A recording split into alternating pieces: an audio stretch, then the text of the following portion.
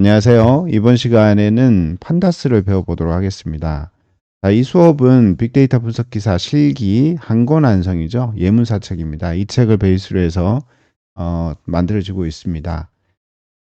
자, 파이썬 기반의 빅데이터 분석 패키지는 화면에 보이시는 이런 종류가 있습니다. 넘파이, 판다스, 사이킨런, 사이파이 스태츠 뭐 이런 것들이 있는데요. 물론 이제 이것 말고도 시본이나 매플로딕 같은 시각화 패키지도 있고 다양한 분석 패키지들이 있습니다. 그런데 우리가 분석 기사 시험을 볼 때는 여기 있는 이 정도를 알면 시험은 볼 수 있겠다라는 거고요. 넘파이 같은 경우는 사실은 활용도가 조금 떨어집니다. 분석기사 시험에서는. 예, 조금 떨어지기 때문에 넘파이를 내가 공부하는 게 너무 어렵다라고 한다면 넘파이는 조금 우선순위를 미뤄둬도 괜찮으십니다.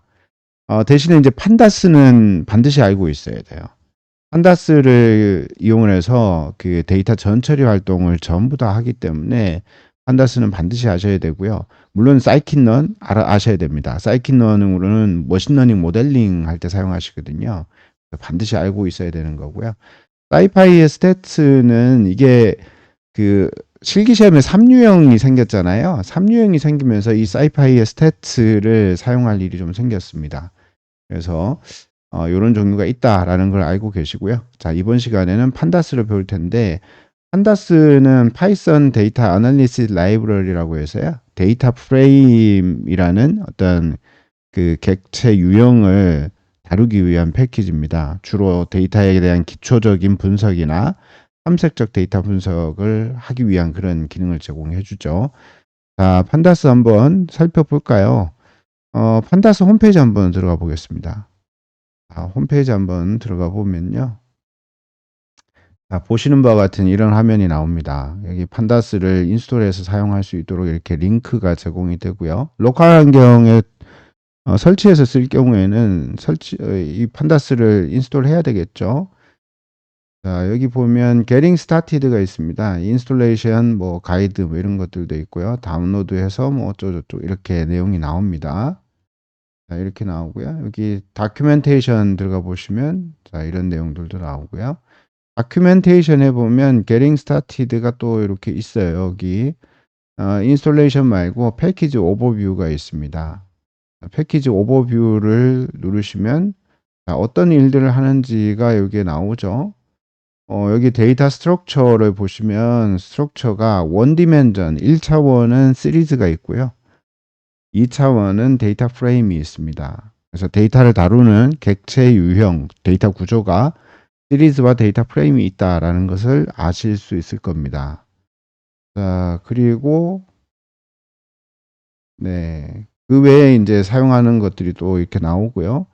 여기 Getting Started 튜토리얼을 보시면 어떤 종류의 데이터를 취급할 수 있느냐 이렇게 나오죠. 데이터 프레임이 이런 식으로 생긴 겁니다. 이거 많이 보신 거죠? 엑셀의 표입니다. 표. 그죠? 표 형식으로 데이터를 다루는 게 바로 데이터 프레임이에요. 그래서 열과 행으로 나뉘어져 있습니다. 자, 이렇게 되어 있고요. 엑셀. 자, 이런 형식의 것을 사용하는 거죠. 그리고 이제 이 데이터 프레임의 한 개의 열, 이 한 개의 열을 우리는 시리즈라고 부릅니다. 그래서 시리즈는 인덱스와 열로 이렇게 구성이 되어 있거든요. 그래서 밑에 예시를 보시면 df에 괄호 열고 age 이렇게 들어가 있는데 이것은 age라는 시리즈를 나타냅니다. 이 시리즈를 보시면 데이터가 이렇게 되어 있죠. 0, 1, 2, 0, 1, 2가 바로 이제 인덱스입니다. 실제로 값은 22, 35, 58 이런 것들이고요. 자, 이렇게 보실 수가 있습니다. 데이터 프레임을 가지고 이렇게 차트 같은 것도 그릴 수가 있습니다. 차트 같은 것도 그릴 수가 있는데 우리 분석기사 시험 같은 경우는 시각화가 불가능한 환경이잖아요. 그래서 우리는 판다스를 배울 때 이런 시각화 기능은 배우지 않을 겁니다. 자, 이런 것들이 가능하구나라는 것을 아시면 될 것 같습니다. 자, 여기까지 홈페이지를 좀 보고요. 판다스 조금 더 이렇게 깊게 공부하고 싶다 그러면 홈페이지를 보셔도 되고 영어라서 조금 힘들다라고 하면 여기 한국어로 번역하셔가지고 보시면 되겠습니다. 자, 저희는 다시 수업으로 돌아가 볼까요? 자, 판다스 홈페이지를 봤고요. 판다스에 있는 두 가지 객체 데이터 구조, 객체 유형을 다시 한번 보겠습니다. 대표적인 데이터 오브젝트가 시리즈하고 데이터 프레임이 있습니다. 시리즈는 1차원 배열의 형태고요. 이게 노란색이 인덱스입니다. 하얀색이 이게 값이고요. 그 다음에 이제 데이터 프레임은 2차원 배열의 형태입니다. 인덱스와 열로 구성이 되어 있습니다. 그리고 이제 실제로 데이터들이 중앙에 있고요. 자, 표 형태로 사용되는 거고, 대부분의 데이터는 데이터 프레임으로 다룬다. 이렇게 생각하시면 되겠습니다. 자, 판다스를 우리가 사용하시려면요. 판다스를 임포트부터 해야 되겠죠. 자, 임포트부터 해야 됩니다. 임포트는 어떻게 하느냐. import pandas as pd라고 임포트를 하시면 되고요. 자, 컨트롤 엔터를 쳐서 실행을 시켜 보겠습니다. 자, 그러면 이제 판다스를 임포트를 하게 되죠. 자, 시간이 좀 걸리니까 그 다음 내려가서요. 자, 우리가 판다스에 두 가지 데이터 유형이 있다 그랬죠. 데이터 구조가 시리즈가 있습니다. 이 시리즈는 우리가 만들어서 사용할 수가 있는데 시리즈 해서요. 이 안에다가 1, 3, 5, 6, 8 뭐 이런 식으로 이렇게 데이터를 배열 리스트 형식으로 이렇게 넣어줄 수가 있습니다. 그러면 데이터가 시리즈 객체가 만들어지는 거고요. 이 시리즈 객체를 뒤에서 써야 되니까 이렇게 변수를 지정하고요. print s 그 다음에 print s.index print s.value 자, 이렇게 해서 한번 출력을 해 보겠습니다. 잠깐만요. 네, 오류가 났네요. 자, 이렇게 오류가 나오면 앞에 있는 이런 문구들은 다 넘어가시고요. 맨 마지막을 먼저 보십시오. 자, 여기 보시면 네, 오타가 있었죠. print 이렇게 하시면 되겠죠. 자, 이렇게 보면 이제 오타가 있었다는 걸 쉽게 알 수가 있고 오류를 쉽게 수정을 할 수가 있습니다. 실제로 우리가 시험 볼 때도 오류가 나겠죠. 그러면 오류 메시지를 어디서부터 보셔야 되는지 이해를 하셔야 되겠죠. 자, 여기 보시면 첫 번째 print s라고 해서 시리즈를 이렇게 출력을 하면 여기까지 들어오고요. 그 다음에 밑에 줄이 range index 돼 있는 게 s.index입니다. start 0, stop 5에서 step 1 하나씩 증가하죠. 그 다음에 value. 자, 이게 시리즈입니다. 자, 이런 시리즈 말고 데이터 프레임이 또 있었죠. 데이터 프레임 같은 경우는 자, 한번 생성을 해서 한번 써볼까요? 자, 기본적인 구조는 value와 index와 칼럼으로 구성이 됩니다. 그래서 value는 네, 데이터 프레임이니까 이게 중첩 리스트가 됩니다. 그죠? 그래서 4, 5, 6, 뭐 7, 8, 9 이렇게 밸류를 넣어주고요. 인덱스는 행이니까 첫째 행, 둘째 행, 그 다음에 셋째 행 이렇게 넣어줘 볼까요? 그 다음에 칼럼은 칼럼 1, 그 다음에 2, 3. 자, 이렇게 넣어주겠습니다. 자, 이렇게 한 다음에 pd.dataFrame. 자, 여기 콜랩에서 지금 레퍼런스가 뜨죠. 코드를 어떻게 쳐라 라고 레퍼런스가 뜨는데 저희는 이 레퍼런스를 이렇게 실제로는 시험 볼 때는 못 쓰니까 하나씩 타이핑을 해보도록 하겠습니다. 요거는 우리가 타이핑하지 않아도 컨트롤 엔터를 치면 바로 쓸 수가 있거든요. 쓸 수 있지만 이렇게 다 타이핑을 해보겠습니다. 자, 그리고 이 pd.dataFrame을 밑에서 쓸 거기 때문에 df라는 변수로 지정을 하고요. print df. 자, 이렇게 하면 어떻게 됩니까? 자, 이런 식으로 해서 데이터 프레임이 만들어지는 겁니다. 데이터 프레임을 이렇게 생성할 수가 있습니다. 자, 이렇게 데이터 프레임을 생성하는데 이게 데이터 프레임인데 생성하는 방법이 한 가지만 있는 게 아닙니다. 리스트로 생성하는 방법도 있고 딕셔너리로 생성하는 방법도 있고요. 그 다음에 뭐 CSV 파일을 읽어오는 방법도 있습니다. 일반적으로는 어떻습니까? 일반적으로는 주로 CSV 파일을 읽어오거나 뭐 DB를 읽어오거나 이렇게 하겠죠. 자, 책에 있는 것처럼 자, 이렇게 리스트를 한번 만들어 보겠습니다. 이게 지금 농구 예전에 많이 봤던 이 만화죠. 예. 그 만화에 나오는 인물들을 가지고 네, 리스트를 데이터 프레임을 만들겠습니다.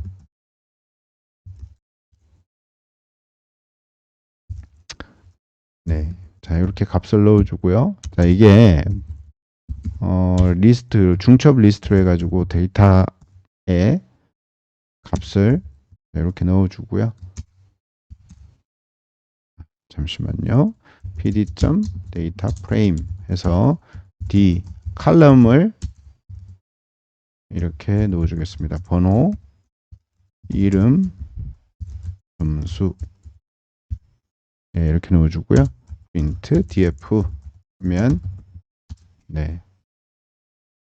자, 이런 식으로 데이터 프레임이 만들어진 거죠. 네, 데이터 프레임을 만들 때 값을 리스트로 이렇게 넣어줘서 만들었습니다. 자, 데이터 프레임을 리스트가 아닌 딕셔너리로도 만들 수 있습니다. 한번 만들어 볼게요. d라고 변수를 선언하고요. 자, 딕셔너리 한번 해보겠습니다. 자, 여기 보면 콜랩에서 이제 레퍼런스가 이렇게 떠요. 레퍼런스가 뜨는데 이건 이제 수업이니까 여러분들은 타이핑을 다 하시고요.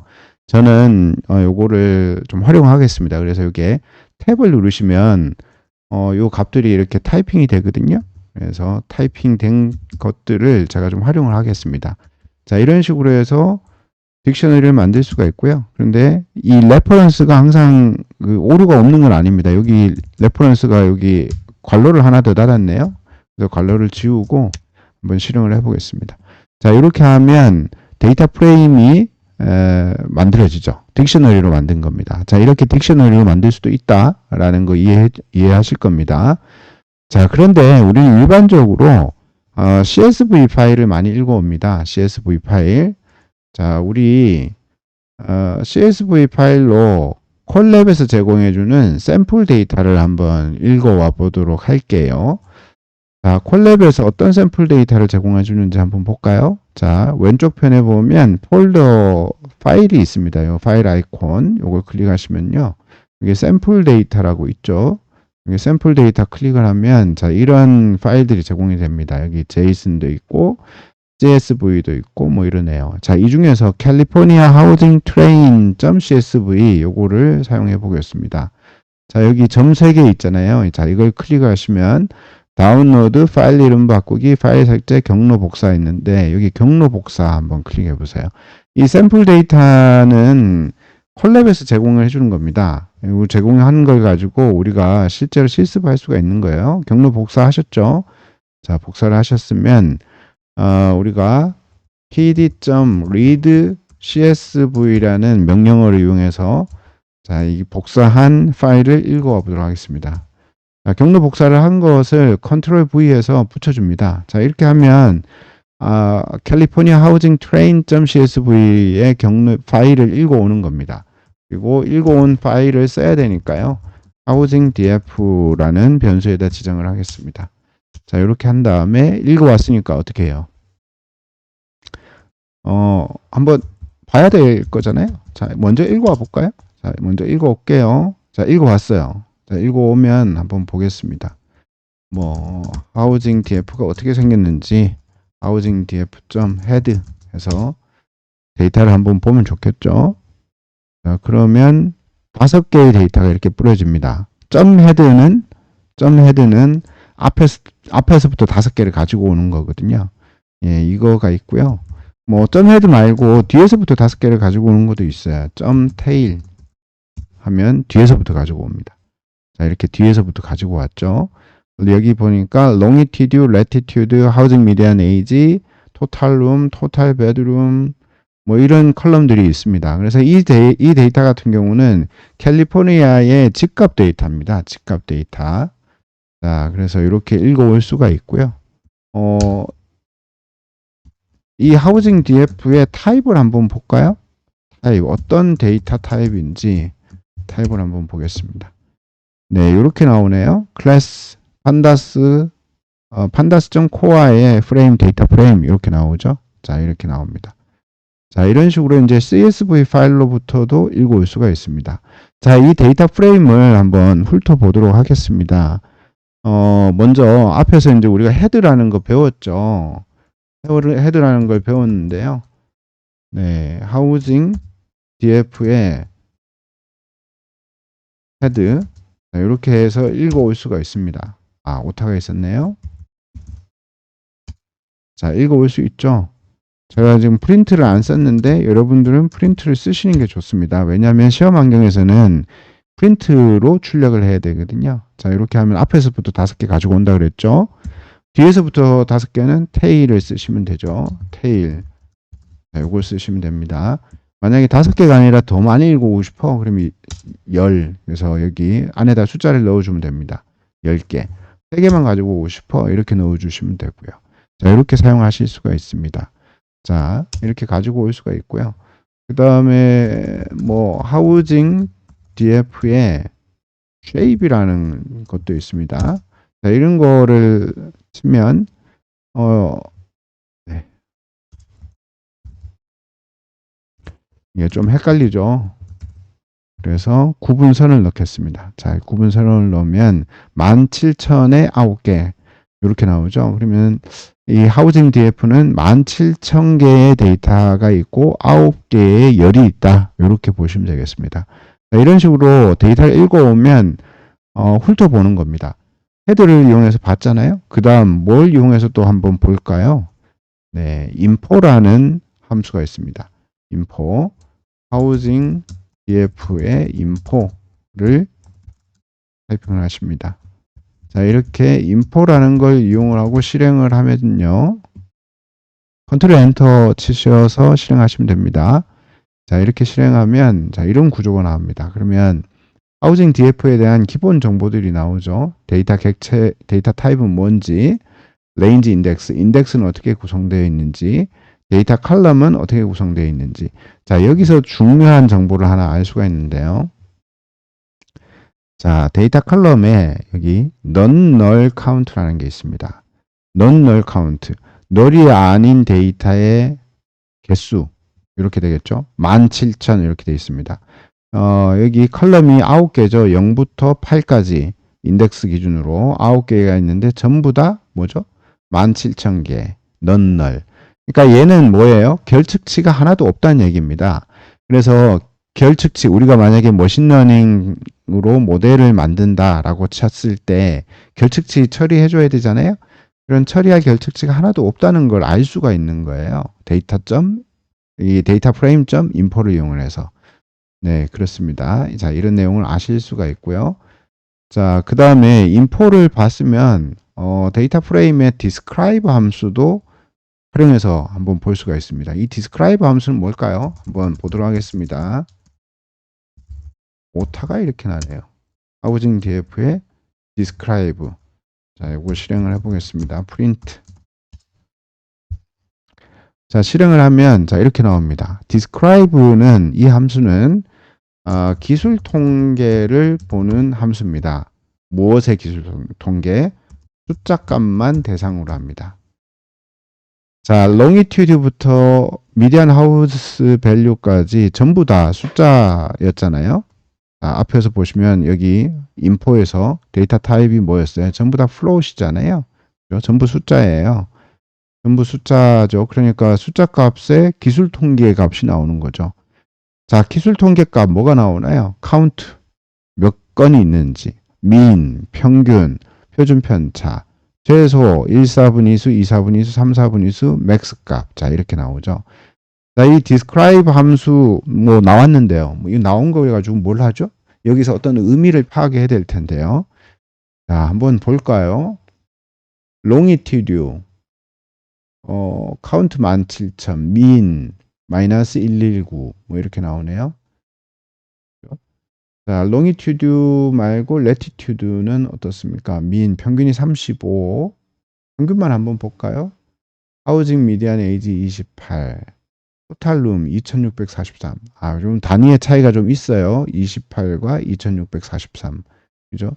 쭉 내려가서 미디안 인컴은 3.8 이렇게 되네요. 미디안 하우스 밸류는 여기는 평균이 20만 7,300입니다. 20만 7,300. 자, 여기서 우리가 뭘 알 수 있을까요? 단위의 차이가 하나는 3점대, 그러니까 10짜리 미만인 거죠. 하나는 20만대. 자, 이렇게 나옵니다. 단위의 차이가 매우 크죠. 자, 이렇게 단위의 차이가 클 때는 뭘 해야 됩니까? 이론 시간에 우리 배웠을 텐데요. 정규화를 해줘야 됩니다. 그러니까 스케일링을 해줘서요. 네, 스케일링을 해줘서 단위를 맞춰줘야 됩니다. 왜 단위를 맞춰줘야 되느냐? 우리가 머신러닝 모델을 만들 때요. 값의 크기, 단위의 크기 때문에 머신러닝 모델의 결과값에 어떤 변수가 영향을 많이 줄 수가 있습니다. 그러니까 실제로 변수 자체에 값은 크게 의미가 없는데, 값은 크게 의미가 없는데, 물리적으로 보여지는 값의 크기가 큰 것들이 이 머신러닝 예측 결과에 더 많은 영향을 줄 수가 있다는 거예요. 이 하우징 DF를 기준으로 예를 들자면 미디안 인컴이 어떤 뭐 예측값 Y 값에 큰 영향을 실제로는 주는데 미디안 하우스 밸류가 그냥 단위가 크다는 것 하나 때문에 더 큰 영향을 줄 수가 있다는 거죠. 자, 그런 경우에는 변수의 중요도와 관계없이 Y 값에 영향을 주기 때문에 좀 곤란한 거예요. 그럼 예측 결과가 잘 안 맞는 거죠. 자, 그런 것들 때문에 우리는 이 단위를 맞춰줘야 됩니다. 단위를 맞춰주는데 단위 맞춰주는 방법은 두 가지가 있었죠. 첫 번째는 정규화, 두 번째는 표준화입니다. 그래서 정규화 혹은 표준화를 해서 단위를 맞춰줘야 된다는 거 이해할 수가 있고요. 그래서 우리가 하우징 DF의 describe를 보면 이건 표준화 혹은 정규화가 필요하겠구나 라는 걸 아셔야 되고요. 또 다른 걸 알 수 있을까요? 자, 한번 보겠습니다. 어떤 걸 보면 될까요? 토탈룸 요거 한번 볼까요? 자, 토탈룸 보니까 어때요? 평균이 2643이고요. 최소값이 2, 그 다음에 맥스값이 37,937입니다. 자, 이거 보면 우리가 만약에 차트를 하나 그려본다고 쳐요. 그러면 이건 왼쪽으로 치우쳐진 차트일까요? 오른쪽으로 치우쳐진 차트일까요? 왼쪽으로 치우쳐진 차트일 가능성이 많습니다. 왼쪽으로 치우쳐진. 그런 경우 맥스 값이 평균에 큰 영향을 주는 거예요. 그죠? 맥스 값이 평균에 큰 영향을 줍니다. 이런 것들은 어떻게 됩니까? 이거는 정규 분포 형식으로 값을 바꿔줘야 되겠구나 라는 걸 이해를 할 수가 있습니다. 그죠? 자, 이런 내용들을 알 수가 있는 거예요. 그래서 describe라는 함수를 잘 보셔야 됩니다. 자, 그 다음에 시리즈 함수 볼까요? 시리즈 함수. 시리즈의 헤드 함수. 시리즈 함수가 아니죠. 시리즈의 헤드 함수. 하우징 DF는 뭐예요? 데이터 프레임이잖아요. 그 중에서 하나의 열만 만약에 읽어왔다고 쳐요. 얘는 뭐가 됩니까? 얘는 시리즈가 됩니다. 하우징 미디안 에이지. 자, 이렇게 되는 거죠. 이거는 시리즈가 됩니다. int 하우징 미디안 에이지 점 헤드. 자, 이렇게 치면 자, 이렇게 값이 나오는 거죠. 하우징 미디안 에이지 인덱스가 있고요. 값이 나옵니다. 시리즈도 동일하게 헤드를 써서 데이터를 가지고 올 수 있습니다.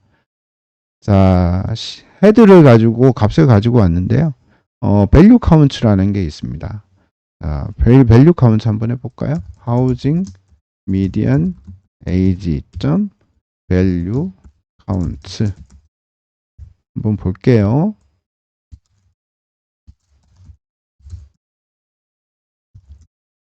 자, 한번 출력을 해보겠습니다.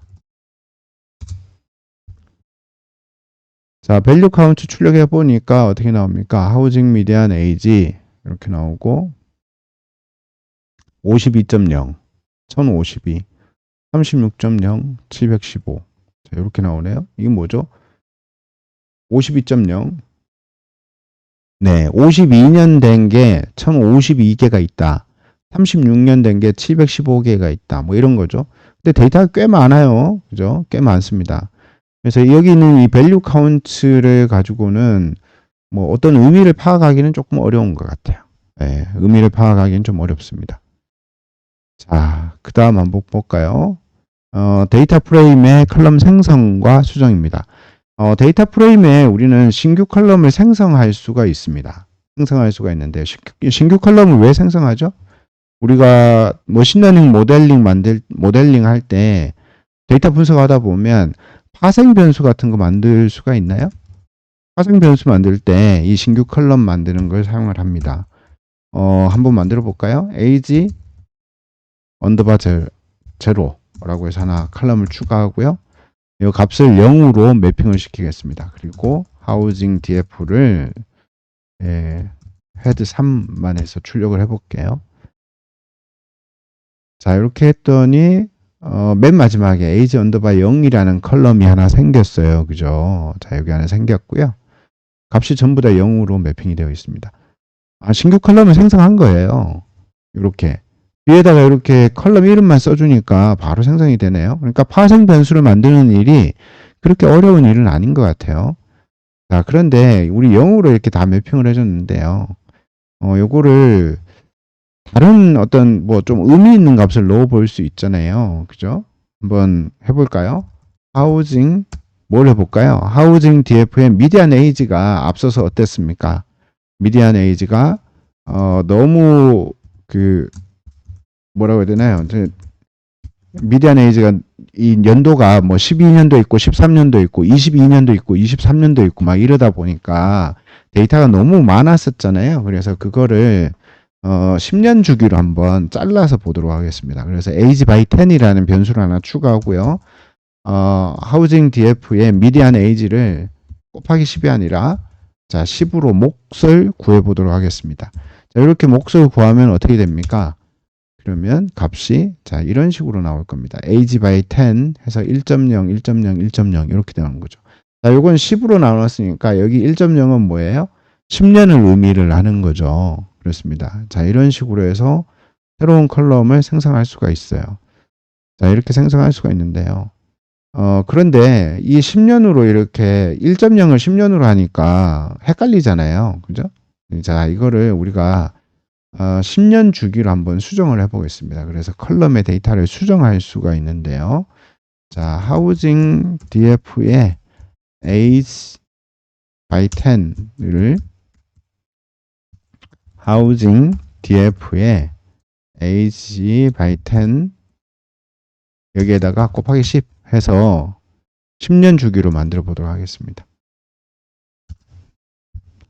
자, 이렇게 하면 네, 값이 이렇게 나오네요. age by 10, 10 이렇게 되죠. 자, 앞에서 만든 데이터를 우리가 한번 확인을 해 보겠습니다. 네, housing df의 age by 10이었죠. 그 value count를 한번 확인해 볼게요. value count라는 변수로 지정을 하고요. print value count에서 출력을 해 보겠습니다. 자, 이렇게 출력을 했더니 자, 이런 식으로 나옵니다. 30년 주기에 있는 게 4770개, 20년 주기에 있는 게 3985개. 자, 이런 식으로 있죠. 이렇게 age by 10을 10년 단위로 끊어서 보니까 어떻습니까? 여기서 이제 의미 파악이 조금 되죠. 지금 10년 미만인 주택이 1087개밖에 없고요. 나머지는 전부 다 어떻습니까? 10년 이상 된 거죠. 심지어 여기 50년 이상 된 게 1196개 이렇게 있습니다. 그러니까 이 데이터가 어느 도시의 데이터인지는 모르겠지만 이 도시 같은 경우는 굉장히 오래된 도시다. 낡은 도시란 얘기죠. 재개발이 필요하겠네요. 네, 그런 것들을 알 수가 있습니다. 자, 데이터 프레임의 데이터 삭제 한번 볼까요? 컬럼 데이터 삭제하기 한번 보겠습니다. 우리가 앞에서 그 컬럼들 조금 추가를 했잖아요. 네, 추가한 게 뭐 있었죠? age 언더바 제로가 있었죠. 자, age 언더바 제로가 있었습니다. 이 age 언더바 제로는 0으로 기본값을 세팅을 했잖아요. 그죠? 세팅을 했어요. 한번 그 0으로 기본값 세팅한 거 이거 날려보도록 하겠습니다. 한번 날려볼까요? 자, 이렇게 점 드랍을 했는데요. 점 드랍을 했는데 하우징 DF에 여전히 이 age 언더바 제로가 있습니다. 자, 이렇게 있어요. 아, 이거는 이상하죠? 자, 요거는 이상한데요. 우리가 housing df.drop을 하면 삭제가 됩니다. 삭제가 되는데, 그 원본 데이터가 삭제가 되는 게 아니라 복사한 데이터를 삭제해가지고 그 데이터를 리턴해 줍니다. 그래서 만약에 이 삭제한 데이터를 쓰고 싶다. 그러면 housing df drop df라고 할까요? drop df라는 변수로 매핑을 시켜줘서 이 데이터를 써야 됩니다. drop df. 자, 이렇게 사용하면 어떻습니까? 네, 이렇게 사용하면 age 언더바 제로는 컬럼이 삭제가 됐죠. 자, 이렇게 삭제를 할 수가 있습니다. 자, 이렇게 삭제할 수 있고요. 컬럼을 한 개 삭제했는데 한 개 이상 한꺼번에 삭제할 수도 있습니다. housing df의 drop 예, age 언더바 제로 하고요.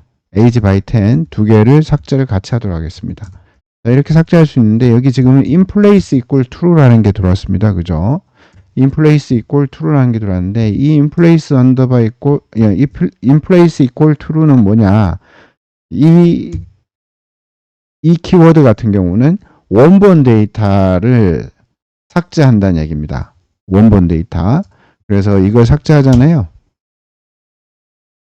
그러면 housing df.head 3 이렇게 치면 여기 age 언더바 제로도 없고 age by 10도 없죠. 그죠? 그래서 in place equal true 이걸 사용하면 여기 원본 데이터가 삭제가 됩니다. 그리고 복수의 컬럼을 데이터 삭제할 때는 이런 식으로 컬럼 이름을 리스트로 묶어 가지고 이렇게 보내주시면 됩니다. 자, 이렇게 삭제가 됩니다. 자, 그리고 복수 컬럼의 데이터를 삭제할 수도 있지만 행 데이터도 삭제를 할 수가 있습니다. 컬럼도 삭제하지만 행도 삭제가 다 가능한 거죠. 그래서 드랍 해가지고요. 뭐 0, 1, 2, 1, 2 그래서 3개 컬럼을 한번 삭제를 해볼게요. 근데 삭제할 때는 엑시스를 0으로 줘야 됩니다. 앞에 거 한번 볼까요? 다시. 앞에 엑시스를 1로 줬죠. 1로 준 건 뭐예요? 이건 열을 삭제하겠다는 거고요. 엑시스를 0으로 준 거는 행을 삭제하겠다라는 의미입니다. housing df의 drop, 엑시스 0. 자, 이거 한번 삭제를 하고요. housing df.head 해볼까요? head 5. 삭제가 잘 됐는지 한번 보겠습니다.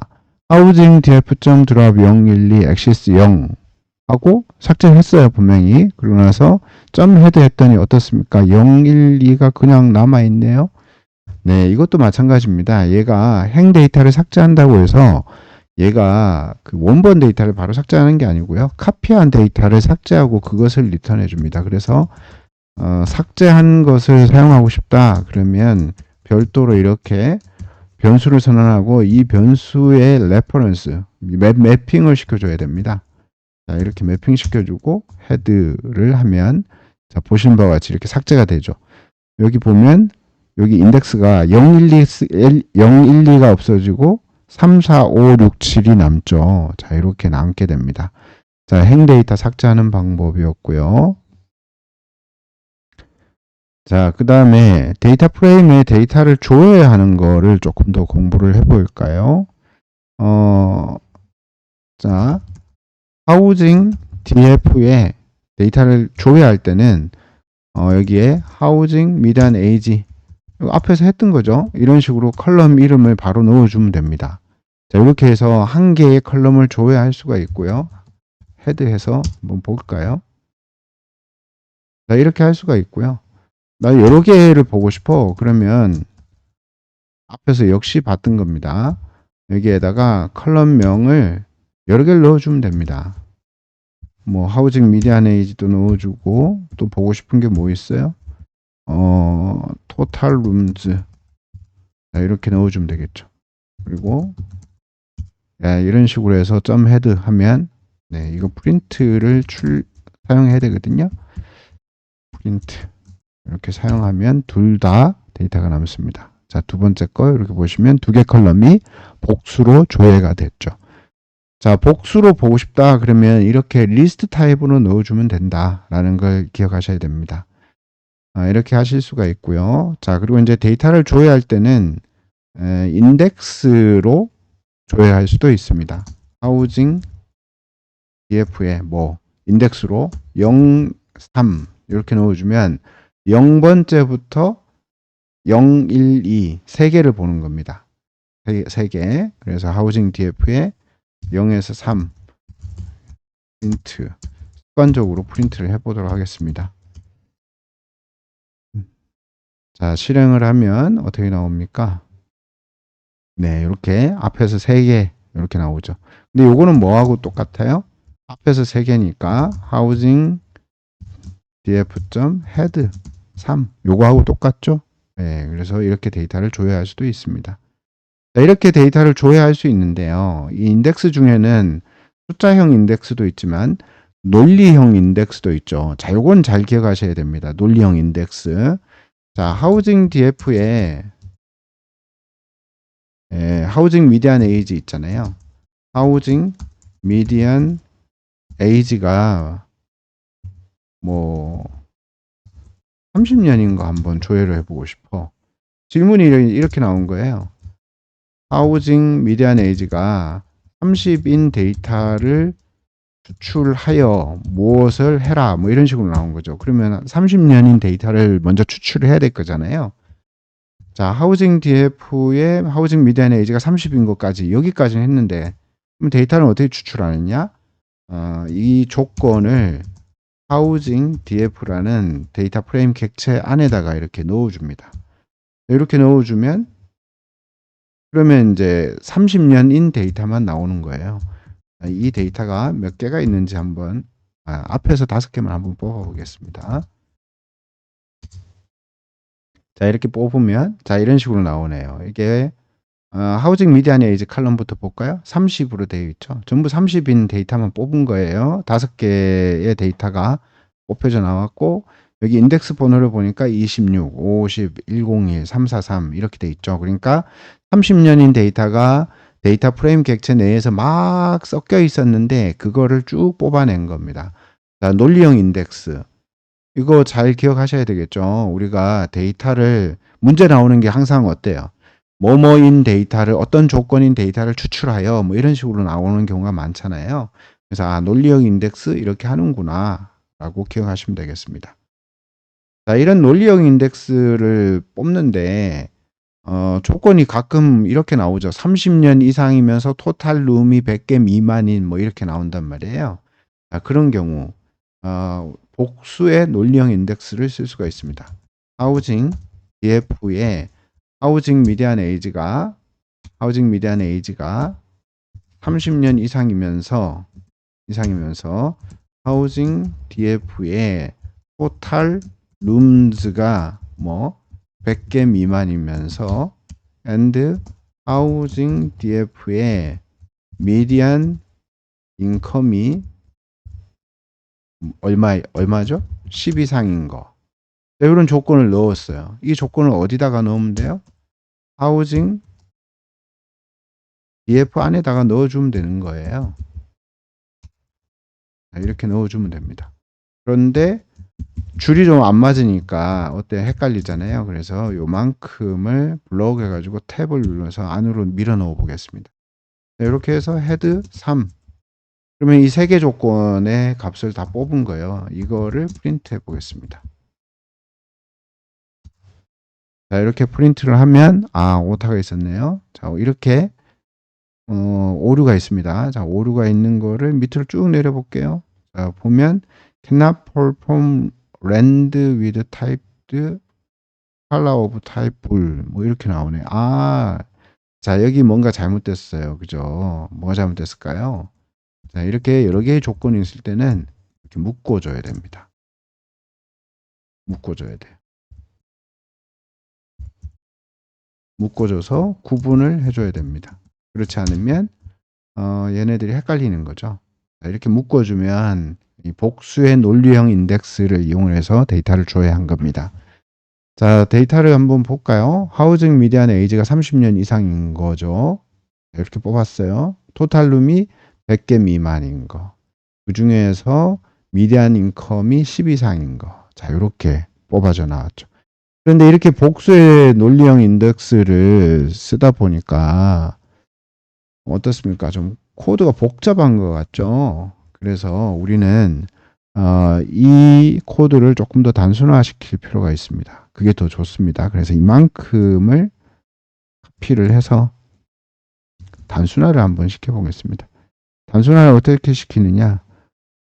이 조건을 따로 변수로 지정을 하면 됩니다. 자, 이렇게. 그래서 뭐 con1 이렇게 하고요. con2 그래서 이 조건을 가지고 오는 거죠. 자, 이렇게 가지고 오고 con3 해서 또 가지고 오고. 자, 이렇게 가지고 오면 되죠. 가지고 온 다음에 조건을 이렇게 cond1 cond2 cond3 자, 이렇게 하면 되겠죠. 자, 이렇게 해서 엔터를 치면 자, 동일하게 나옵니다. 이렇게 하니까 어떻습니까? 코드가 훨씬 더 깔끔하죠.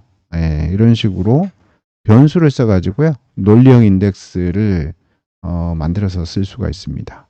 자, 이렇게 가지고 올 수가 있고요. 자, 그 다음 밑에 ILOC라는 걸 한번 볼까요? ILOC는 뭐냐면 인덱스 베이스 로케이션입니다. 인덱스 ILOC잖아요. 그죠? 하우징 DF에 .ILOC 해서요. 인덱스로 값을 가지고 올 수 있습니다. 0번째 행에 2, 두 번째 열 이렇게 가지고 온 거죠. 자, 이거를 조회를 하면 15.0 이렇게 나옵니다. 15.0 자, 이렇게 나오는데요. 우리가 요거를 15.0이 제대로 갖고 나온 건지 한번 볼까요? housing df.head 그래서 3개만 한번 보겠습니다. 자, 보면 longitude, latitude, housing median age 15.0 이렇게 나오죠. 0번째 인덱스의 housing median age가 15.0 그래서 15 이렇게 나온 겁니다. 이게 ILOC로 조회한 거고요.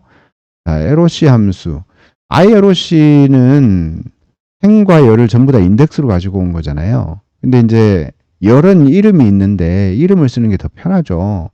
그때 사용하는 게 바로 LOC 함수입니다. LOC 함수는 housing df에 .loc에 인덱스를 주고요. 여기에다가 뒤에 이름을 줍니다. housing median age 이렇게 해서 이름을 줍니다. 이렇게 해서 프린트를 하면 자, LOC 함수를 이용해서 데이터를 줘야 하는 겁니다. 그럼 여기를 이름을 주니까 훨씬 더 편하죠. 사용자 친화적입니다. 자, 이렇게 한 개의 컬럼을 줘가지고 데이터를 이렇게 조회를 해왔어요. 자, 그런데 우리가 LOC 함수를 한 개 데이터를 조회했는데 여러 개의 데이터를 조회할 수도 있습니다. 여러 개의 데이터. 뭐 눈치채셨겠지만 그 인덱스를 슬라이싱을 하시면 됩니다. LOC 해서요. 예, 여기 나와 있네요. 0에서 2인데 4로 이렇게 바꿔줄게요. 이렇게 할 수도 있고요. 여기는 열도 이렇게 슬라이싱을 했는데 그렇게 하지 말고 하나만 넣어서 해보겠습니다. 자, 다양하게 연습을 해보세요. 연습을 해보시는데 자, 이렇게 뽑아낼 수가 있습니다. 0에서 4까지 슬라이싱으로 이렇게 뽑아낸 거죠. 그래서 복수의 데이터를 조회할 수도 있습니다. 자, 이렇게 할 수도 있고요. 이 LOC 함수도 조건부 데이터를 조회할 수가 있습니다. 논리 인덱스를 쓸 수 있다는 얘기죠. 뭘 해볼까요? housing df에 housing median age가 30년인가 아까 했었죠. 30년인가 한번 해볼까요? 30. 자, 요거를 논리형 인덱스로 주는 겁니다. 예, 이렇게 하고 데이터를 뽑아낼 때는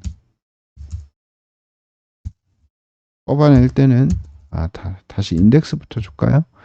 housing df.loc 하고요. 이 loc 안에다가 논리형 인덱스를 넣어주고 여기에 뽑아내고 싶은 컬럼을 넣어주면 되겠죠. 하우징 미디안 에이지하고 뭐 토탈 룸 가지고 볼까요? 토탈 룸즈. 자, 이런 식으로 해서 뽑으면 되겠죠. 앞에 습관적으로 프린트를 붙여보도록 하겠습니다. 네, 오류가 났네요. 괄호가 안 맞는 것 같아요.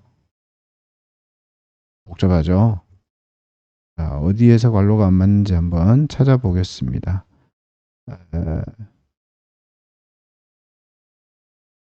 네, 여기가 안 맞죠? 네. 제가 여기 그 되갈로, 중갈로죠. 중갈로 열었다가 소갈로로 닫았어요. 그래서 이제 오류가 생긴 겁니다. 이런 식으로 해서 논리형 인덱스 역시 쓸 수 있다. 이렇게 쓸 수 있습니다. 논리형 인덱스.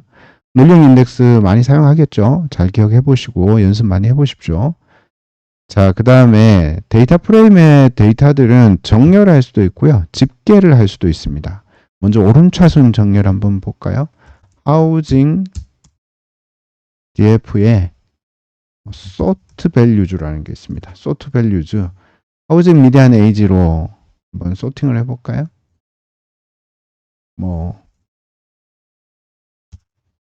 자, sort values 하면 13708, 10993, 1353, 8765, 8672 인덱스가 지금 막 흐트러졌잖아요. 아, 그러면 뭔가 소팅이 됐구나 라는 걸 알 수가 있습니다. 하우징 미디안 에이지 한번 볼까요?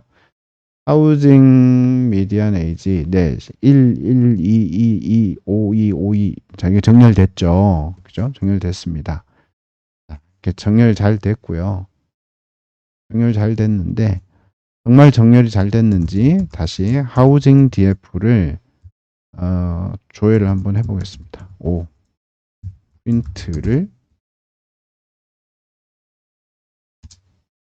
자, 이렇게 실행을 하면 0, 1, 2, 3, 4 인덱스가 원래 순서대로 나오네요. 하우징 미디안 에이지가 어떻게 나옵니까? 15, 19, 17, 14 정렬이 안 돼 있네요. 분명히 정렬했는데 정렬이 왜 안 돼 있을까요?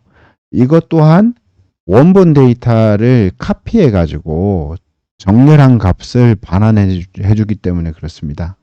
네, 그런 거고요. 그래서 이거를 우리는 변수로 받아야 됩니다. housing sorted 자, 이렇게 받고요. 네, 이렇게 해서 받으시면 됩니다. 이렇게 받으시면 되고요. 그래서 print housing sorted.head 5 이렇게 하면 이제 정렬이 되는 겁니다. 자, 이렇게 정렬돼서 하우징 미디안 에이지 기준으로 해서 오름차순으로 정렬이 되어 있죠. 자, 제가 지금 소트 밸류즈에다가 하우징 미디안 에이지 한 개 컬럼을 이렇게 넣어줬는데요. 이거를 이렇게 넣어줄 수도 있지만 이렇게 넣어줄 수도 있습니다. 바이. 그래서 이렇게. 자, 이렇게 넣어줄 수가 있고요. 지금 바이에다가 이 대갈로, 중갈로를 써가지고 넣어줬죠. 이건 리스트잖아요. 그러면 복수의 컬럼을 기준으로 해서 이렇게 넣어줄 수도 있습니다. 자, 이렇게 사용할 수 있다라는 거 기억해 주시고요. 네. 자, 그런데 우리가 이 하우징 솔티드가 어떻습니까? 솔티드가 지금 인덱스가 13708, 10993, 1353 막 이렇게 있잖아요. 막 섞여 있어요. 자, 이런 것들은 우리가 인덱스를 좀 정렬을 다시 해주고 싶어. 뭐 이런 경우 이런 마음이 들죠. 그래서 housing sorted 해서요. 여기에다가 reset 인덱스를 시켜줄 수가 있습니다. reset 인덱스 reset 인덱스를 시켜주겠습니다. wrap equal true. 자, 이거는 뭐예요? reset 인덱스를 리셋하고 드랍을 해주는 겁니다. 예, 한번 해보겠습니다. 자, 그러면 0, 1, 2, 3, 4 해서 인덱스가 새로 만들어졌습니다. housing sorted라는 거예요. 그래서 요것도 이제 좀 기억을 해 놓으셔야 되는데요. 정렬을 하더라도 인덱스가 0부터 차례대로 매겨지는 게 아니다라는 것을 알고 계셔야 됩니다. 왜냐면 우리가 그 데이터 전처리 문제 풀 때요. 인덱스 정렬을 해요. 정렬한 다음에 인덱스 기준으로 만약에 데이터를 뽑잖아요. 그러면 인덱스 번호를 베이스로 해서 값을 가지고 오게 되거든요. 그래서 뭐 오름차순으로 5개를 뽑아. 뭐 이렇게 돼 있단 말이에요. 근데 이때 이제 실수하는 게 오름차순으로 5개를 뽑을 때 인덱스 번호를 0에서 5까지, 0에서 5까지 해서 5개를 뽑아오면 그 이제 원래 원하던 데이터를 뽑는 게 아니라 다른 데이터를 가지고 올 수 있다는 거예요. 그래서 리셋 인덱스를 해줘야 됩니다. 그걸 기억하셔야 되겠고요. 자, 우리가 지금 단 하나의 컬럼을 이제 서팅을 했잖아요. 자, 이거를 복수 컬럼으로 서팅할 수도 있습니다. 앞에 거를 카피를 해왔고요. 자, by 해서 하우징 미디안 에이지 이렇게 넣어줬잖아요. 여기에 토탈 룸을 추가를 해보겠습니다. 자, 이렇게 할 수가 있고요. 우리 컬럼을 내림차순으로 정렬합니다. 앞에서는 우리가 뭘 했어요? 오름차순으로 했죠. 이때는 ascending이라는 키워드를 이용합니다. ascending이라는 키워드를 ascending은 뭐예요? 오름차순이잖아요. 그래서 이거를 false 이렇게 주면 내림차순이 됩니다. 자, 내림차순이 되고요. 자, 실행을 해보면 네, 이런 식으로 이제 나오죠. 하우징 미디안 에이지를 기준으로서 내림차순으로 이게 5개밖에 안 뽑아서 이게 내림차순인지 잘 모르겠네요. 10개를 뽑아도 마찬가지네요. 네. 토탈 룸즈 기준으로 한번 보겠습니다. 자, 토탈 룸즈 보니까 어떻습니까? 6016, 5783, 5486. 내림차순 맞죠? 네, 맞습니다. 그래서 내림차순으로 잘 정렬이 됐죠. 그래서 복수 칼럼을 조회해서 정렬해가지고 쓸 때 내림차순으로는 이런 식으로 할 수 있다라는 겁니다. 자, 그 다음 우리 집계함수를 한번 볼까요? 집계함수. 집계함수 중에 가장 흔한 게 뭐예요? 누구나 다 아는 평균이죠. housing df.sum 전체죠. housing df.count print 전체 합계를 전체 데이터 개수로 나누는 게 뭐예요? 이게 평균이죠. 평균. 네, 평균입니다. 평균. 그런데 이제 이런 평균은 뭐예요? 이렇게 계산하는 거 말고 어떤 함수가 제공이 됩니다. 어떤 함수가 제공이 되느냐? housing df에 뭐 housing median age의 평균을 구하겠다. 그러면 여기에 mean 이라는 함수를 쓸 수가 있습니다. 그러면 28.589 이렇게 평균이 나오는 거죠.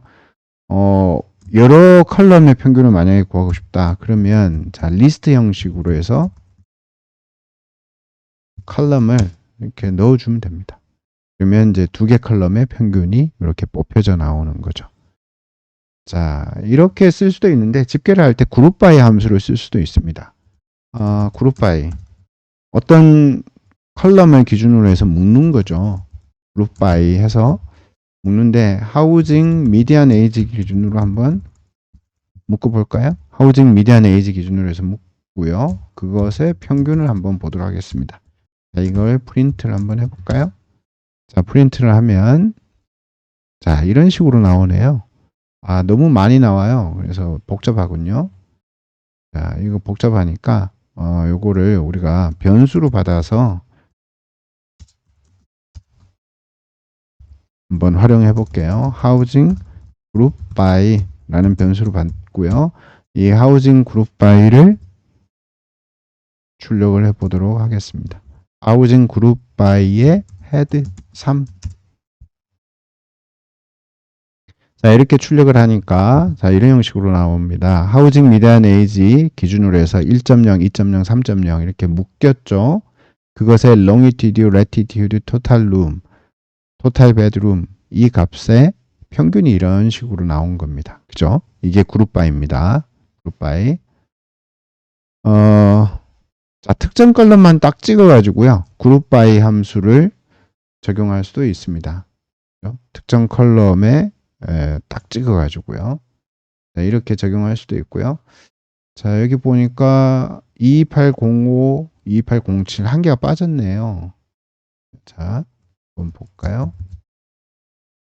하나를 추가를 해보겠습니다. 자, 텍스트 셀을 선택을 하고 이 텍스트 셀에다가 샵을 붙이면 메뉴가 되죠. 28-06 하고요. 특정 컬럼에 그룹 바이를 적용하는 거를 해보겠습니다. 자, 이렇게 하고요. 그다음에 코드를 추가해서 해볼게요. 하우징 DF에 그룹 바이 하고요. 뭐 특정 컬럼 뭐 할까요? 하우징 미디안 에이지로 하고요. 여기에다가 컬럼을 두 개를 넣어 보겠습니다. 하나는 토탈 룸즈를 넣고요. 다른 하나는 토탈 베드룸즈를 넣겠습니다. 자, 이렇게 해서 평균 미인을 사용하면 되겠죠. 자, 그리고 이거를 하우징 그룹 바이 변수에다가 연결시키고요. 프린트. 자, 이렇게 하면 네, 보시는 바와 같이 나옵니다. 그래서 특정 컬럼을 이렇게 뒤에다 바로 추가를 하는 거예요. 자, 이렇게 해서 평균을 하십니다. 자, 이렇게 할 수도 있고요. 어그리게이션 함수라는 걸 쓸 수도 있습니다. 어그리게이션은 뭐예요? 의미가 평균이죠. 평균이 아니고 집계죠, 집계. 그래서 앞에 사용했던 컬럼을 카피를 한번 해보겠습니다. 저는 카피를 하지만 여러분들은 타이핑을 해보셔야 됩니다. 많이 타이핑 해보셔야 돼요. 그래야지만 시험 치러 갈 때 손가락이 외워서 들어가죠. 자, 어그리게이션 함수 안에다가 내가 집계를 내고 싶은 것들을 여기다 넣어줍니다. 뭐 평균을 내고 싶어, 최소값을 뽑고 싶어, 맥스, 썸을 뽑고 싶어. 이렇게 넣어주면 네. 민은 디파인이 안 돼 있고요. 자, 이렇게 최소값, 민, 맥스, 썸. 자, 이렇게 넣어주시면 됩니다. 자, 이렇게 넣어주시면 네. 그러면 어그리게이션이 돼서 이렇게 뽑혀져 나옵니다. 이게 그룹 바이와 어그리게이션을 같이 사용한 겁니다. 자, 밑에 이제 데이터 프레임의 결측치 처리하기 한번 볼까요? 결측치 처리. 결측치는 우리가 시험 보실 때 항상 나오는 문제예요. 결측치 처리를 도대체 어떻게 해야 되느냐 한번 해보겠습니다. 자, 그런데 우리 하우징 DF는 어땠어요? 인포 이렇게 딱 치면 하우징 DF는 결측치가 없었죠. 이게 넌널 카운트가 17,000개란 말이에요. 결측치가 있으면 그냥 결측치 제거하면 되는데 하우징 DF는 결측치가 없었기 때문에 임의의 결측치를 만들어 주도록 하겠습니다. 네, 만들어 주도록 하는데요. 어떻게 만드느냐? 자, import numpy as mp 라고 해서 numpy를 임포트 하고요. 자, 여기서 as mp는 컨벤션입니다. 컨벤션은 뭐냐? 약속입니다. 그냥 저렇게 쓰는 거예요.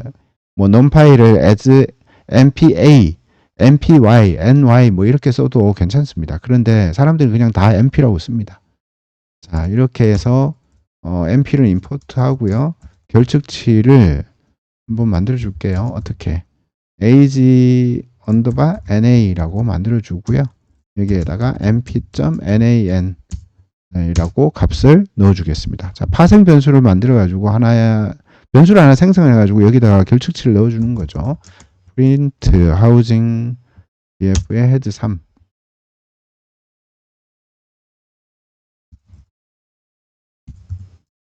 자, 이렇게 해서 실행을 해보면, 자, age na에 뭐예요? 나드 넘버가 잔뜩 들어가 있죠. 네, 나드 넘버가 잔뜩 들어갔습니다. 이거를 print housing df에 is na라는 함수를 써가지고요. 정말 몇 개가 있는 is na를 써가지고 한번 보도록 하겠습니다. 자, is na로 쓰면 어떻게 나오느냐? is na는 결측치가 있는지 없는지를 이렇게 false와 true로 반환을 해줍니다. age na는 전부 true라고 나왔죠? 네, true라고 나왔습니다. 자, 그래서 결측치가 만들어졌죠? 네, 결측치가 만들어졌습니다. 자, 이렇게 결측치가 만들어졌는데 토탈 결측치가 몇 개인지 알고 싶어. 이런 경우 있죠. 전체 데이터가 10만 건인데 여기서 결측치가 도대체 몇 개가 있는 거야 라고 한다면 하우징 DF에 is na 하셔가지고 sum 하시면 됩니다. 자, 이렇게 해서 프린트하면 네, 이렇게 나오죠. 물론 이렇게 하지 말고 이렇게 안 해도 되죠. 프린트에 하우징 df에 인포 이렇게 하셔도 괜찮습니다. 그죠?